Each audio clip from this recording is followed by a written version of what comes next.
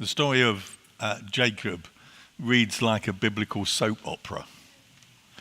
It starts when we hear he's the youngest of two twins, the sons of Isaac and Rebekah. In the second episode, we hear how he cheats his brother and deceives his father. Then, in the next episode, he has to flee for his life. He travels 500 miles north and lives with distant relatives, where there he is cheated and deceived. The next episode comes really 20 years later when he starts on the journey back home, fearful of what greeting he will get from his brother. And that really is the next episode, but we're going to jump that and come back to that next week. This week we're going to look at what happens when he begins to settle in the land. But as has been said, this records one of the most troubling, if not the most troubling episode in the book of Genesis, because it starts with an act of sexual abuse against a young woman, the daughter of Jacob, who's called Dinah. This is Genesis 34 and the first two verses. Now Dinah, the daughter of Leah, whom she had borne to Jacob, went out to see the women of the land. And when Shechem, the son of Hamor, the Hivite, the prince of the land, saw her, he seized her and lay with her and humiliated her. I hope you understand why we didn't want to look at this next week, because that's Mother's Day. But you might be wondering why we're bothering to tackle it at all. Why not skip it altogether? And to be frank, as the father of two daughters, I'd rather not think about such things, and I'm certain it's even more difficult to the women in the church. Even so, I find it a passage I struggle to engage with. Why such a dark and ugly story, even in the Bible? And the answer is because the Bible is not a fairy story. It happened then, and it happens today. The story of Jacob's family and the rest of the Bible is about the God who doesn't turn a blind eye to such things, but stands against them and is concerned for justice and healing. And incidents like this points out that so starkly the tragic flaws in the human condition and why we so desperately need a saviour. As we will see later, that the level of shock and horror we feel about such acts actually is the product of a biblical worldview. But for now, let's carry on reading. And what we read next is a bit puzzling and confusing. For having taken advantage of Dinah, it tells us this about Shechem. And Shechem's soul was drawn to Dinah, the daughter of Jacob. He loved the young woman and spoke tenderly to her. So Shechem spoke to his father at Hamor and saying, "Give me this girl for my wife." It seems that at least Shechem's infatuation has continued and his desire is not abated. And one of the many troubling features about this story is we never hear from Dinah. Her views are never considered. She seems to have no agency in all that follows. We do get response from the two families involved. So verse 5 says, "Now Jacob heard that Shechem had defiled his daughter Dinah, but his sons were with his livestock in the field, so Jacob held his peace until they came. And Hamor, the father of Shechem, went out to Jacob to speak to him. The sons of Jacob had come in from the field as soon as they heard of it, and the men were indignant and very angry because he had done such an outrageous thing in Israel by lying with Jacob's daughter, for such a thing must not be done. Notice the difference between Jacob's reaction and that of her brothers. He is passive and silent. They are outraged. Shechem's father, at least, is not passive. He comes to Jacob along with his son with an offer. But Hamor spoke with them, saying, "The soul of my son longs for your daughter. Please give her to him to be his wife. Make marriages with us. Give your daughters to us and take our daughters for yourselves. You will dwell with us, and the land shall be open to you. Dwell and trade in it and get property in it." And it seems that Shechem realizes that might not be quite enough. But notice they don't come even with an apology. They come with a deal. Settle here, it will be good for you economically. It gives you some practical advantages. But Hamor senses that's not quite enough, so he offers even more. "Let me find favor in your eyes. And whatever you say to me, I will give. Ask me for as great a bride price and gift as you will, and I will give whatever you say to me. Only give me the young woman to be my wife." I wonder if Shechem has seen and noticed the anger and fury in the brothers' eyes. Note again, Dinah is not consulted in any of this. In fact, we don't realize till later in the chapter that she's not there. They have kept her back in the city, in Shechem's house, apparently using her as a bargaining chip in the negotiations. Now the brothers step in and take control of the situation, and they set one more condition for this deal to be settled. The sons of Jacob answered Shechem and his father Hamor. They answered deceitfully because he had defiled their sister. They said to them, "We cannot do such a thing, to give our sister to one who is uncircumcised, for that would be a disgrace to us. Only on this condition will we agree with you, that you will become as we are by every male among you being circumcised. Then we will give our daughters to you, and you will take your daughters to ourselves, and we will dwell with you and become one people. But if you will not listen to us and be circumcised, we will take our daughter and be gone." And it seems to me surprisingly that Shechem and Hamor agree to that condition. Their words pleased Hamor and Hamor's son Shechem. And the young man did not delay to do the thing because he delighted, really, in Jacob's daughter. Now he was the most honored of all his father's house. So Hamor and his son Shechem came to the gate of their city and spoke to their men of the city, saying, "These men are at peace with us. Let them dwell in the land and trade in it, for behold, the land is large enough for them. Let us take their daughters as wives, and let us give our daughters.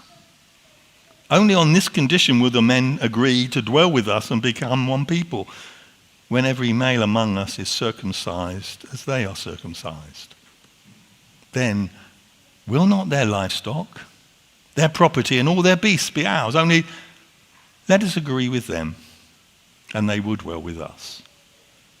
And all who went out of the gate of his city listened to Hamor and his son Shechem. And every male was circumcised, all who went out of the gate of the city. That means all the adult men. And when we read city, we're not to think of modern cities of millions or even hundreds of thousands. It's probably not even 1,000 people, but hundreds. And now the scene is set. The trap is set for vengeance. On the third day, when the men were sore, two of the sons of Jacob, Levi and Simeon, Dinah's brothers, took their swords and probably with them their servants and came against the city while it felt secure, and they killed all the men. They killed Hamor and his son Shechem with the sword and took Dinah out of Shechem's house and went away. The sons of Jacob came upon the slain and plundered the city because they had defiled their sister. They took their flocks and their herds, their donkeys, and whatever was in the city and in the field, all their wealth, all their little ones and their wives, all that was in the houses, they captured and plundered. So a chapter that starts with a man forcing himself on a young woman ends in the wholesale slaughter of the men of a town. And that community is plundered, and the women and children are taken captive. What are we to make of a chapter like this? In some ways, there's so many things that could be said and so many issues that are raised. But I feel constrained not just by time, but by my own limitations, to say just a few things now. I want us to consider four things. Firstly, the culture-changing power of the Christian faith. Then the cost of compromise and the tragedy of passivity and the root of failure. The culture-shaping power of the Christian faith. I said earlier that the strength of our reaction to this story and incidents like that reveals the impact of the Christian faith. I know many people, maybe the majority in our society, would be horror-struck by this too. But that too is the fruit of being in a culture so deeply affected and having its foundations in the Christian faith. Because not all cultures and all peoples feel like this about these sorts of incidents. Certainly, Shechem and his father didn't feel it was outrageous. They treat it as some sort of minor disagreement, almost like a trade deal that can be put right if we just do the right sort of deal. It did not horrify them as it should horrify us, and it probably does. And the first century world in which the Christian faith was born was just like that too. The culture in which of the first century was one that viewed strength, honor, domination, and hierarchy as normal. Power proved worth. Slavery was not a moral issue. Unwanted babies were left exposed on hillsides to die. If you weren't a Roman citizen, you were of less value. If you owned slaves, you could do what you liked with them.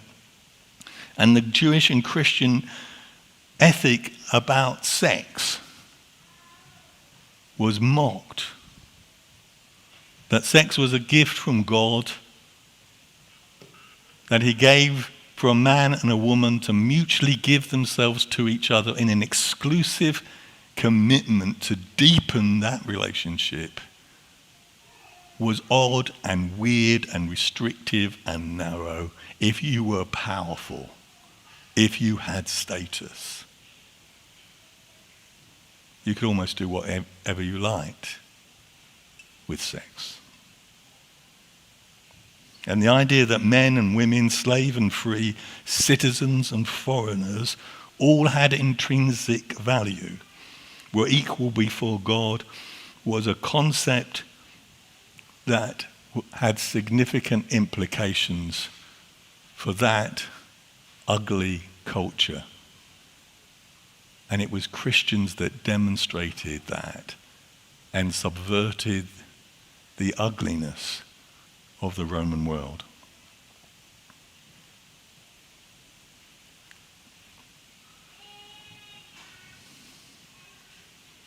A woman should never be treated like Dinah was. But that was not the view in Cana, and it was not the view in the Roman world. I mean, Dinah was the daughter of a foreign immigrant, and Shechem was a prince of his city. So what was very wrong, said that culture, about what he did? But heaven is horrified, and God says no.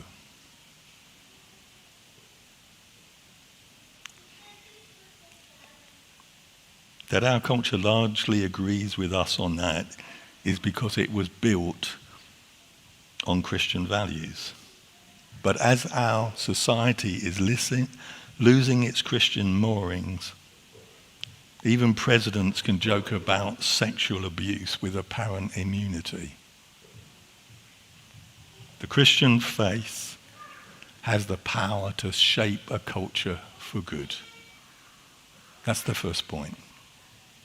But this passage also talks about the cost of compromise.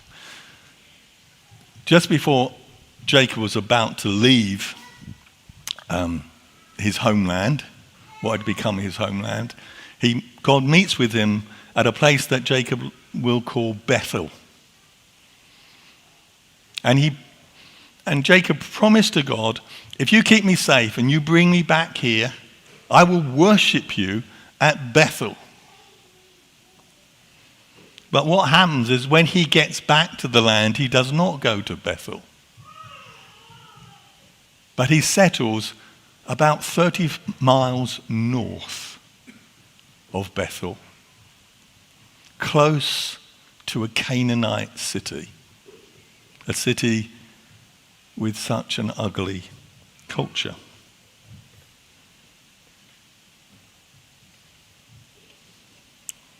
He should have learned, shouldn't he, from his great uncle, Lot, Abraham's nephew. Earlier in Genesis, we read that Lot moved his family close to Sodom and then into Sodom and put his whole family at risk. And Jacob's decision to stay close to Shechem was equally dangerous. One commentator makes this haunting comment: Jacob was 30 miles short of full obedience. And that left Dinah vulnerable. She's enticed to spend time with people that put her at risk. The cost of compromise is often paid by others. The cost of compromise is often paid by those that should be protected. This is a challenge to every parent and every leader. That is why we must take safeguarding so very seriously. And why parents, if they love their kids, must love them enough to guide them about who to spend time with, to help them to be wise with their time online and their use of their mobile phones, and be willing, above all, to set boundaries and say no. This means for leaders and parents at times, the boundaries we set and implement will cause people or children to say to us, you're being fussy, you're being a killjoy. It might make them feel like we don't love them. We might encounter their displeasure. But let us be willing to pay that price rather than allow them to pay the price of our compromise. And allow our passivity to lead to tragedy. The tragedy of Jacob's passivity. Jacob compounds his failure by being passive. When he learns of what happened to Dinah, he says nothing, he does nothing. He lets the brothers take the initiative. One scholar argues the reasons for this is that while Shechem was his father's honored son, Dinah was the daughter of Jacob's least favorite wife. Certainly his response here is so different to what happens years later. When he hears that Joseph, his son, appears to have been killed by a wild animal, it says he tears his clothes. He puts on sackcloth and ashes and he weeps.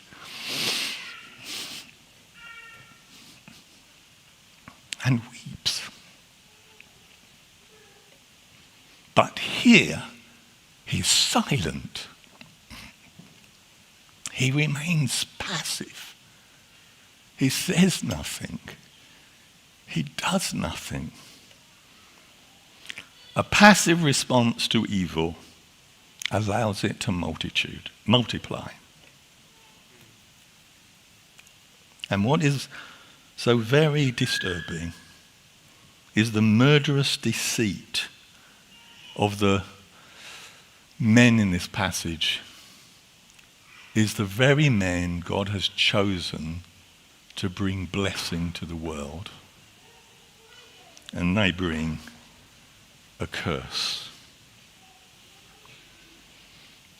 And we too are tragically living in times when sexual sin and abuse of authority by leaders is not just happening in the world outside, but it happens in the church. Leaders, too often, two leaders in the Christian church with worldwide reputations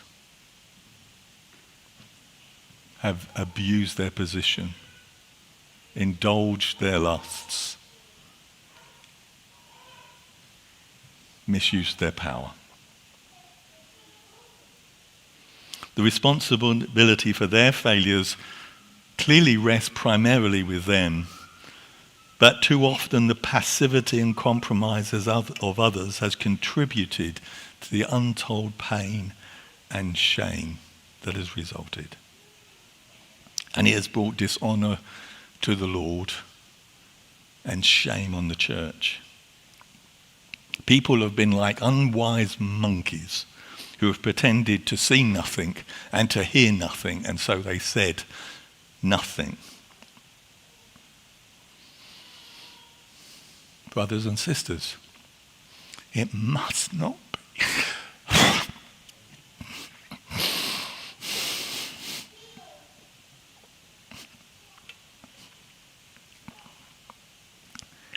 It must not be with us.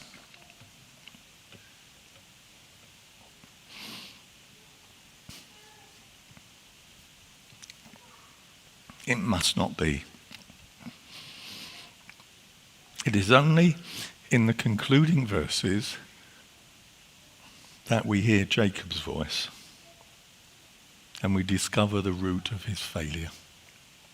These are the closing verses of the chapter when the sons have returned from destroying the city and killing the men and taking the captives. Then Jacob said to Simeon and Levi, "You've brought trouble on me by making me stink to the inhabitants of the land. And the Canaanites and the Perizzites,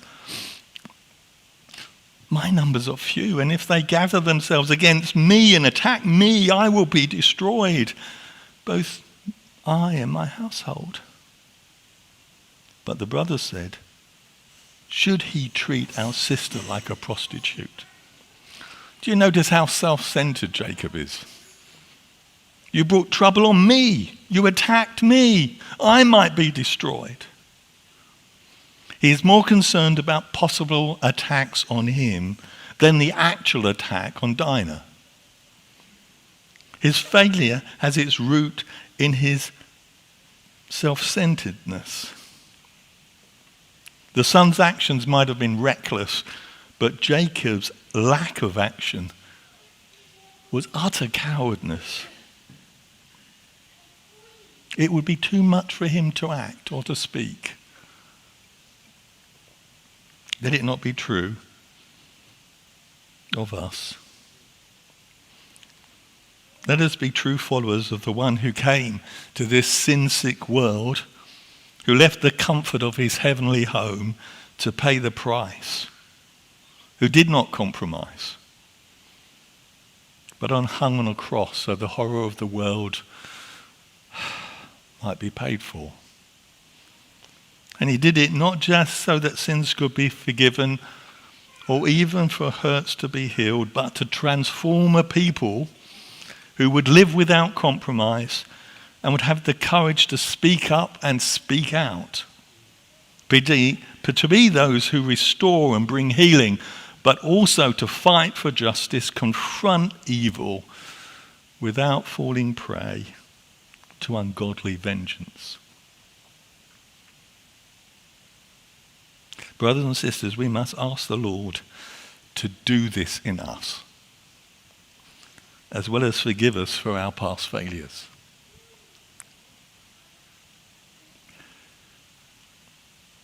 I realize this message raises all sorts of issues about what I have said and what I have left unsaid.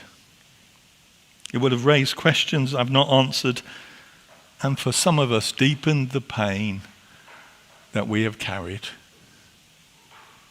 For some of us, we have carried it for a long time.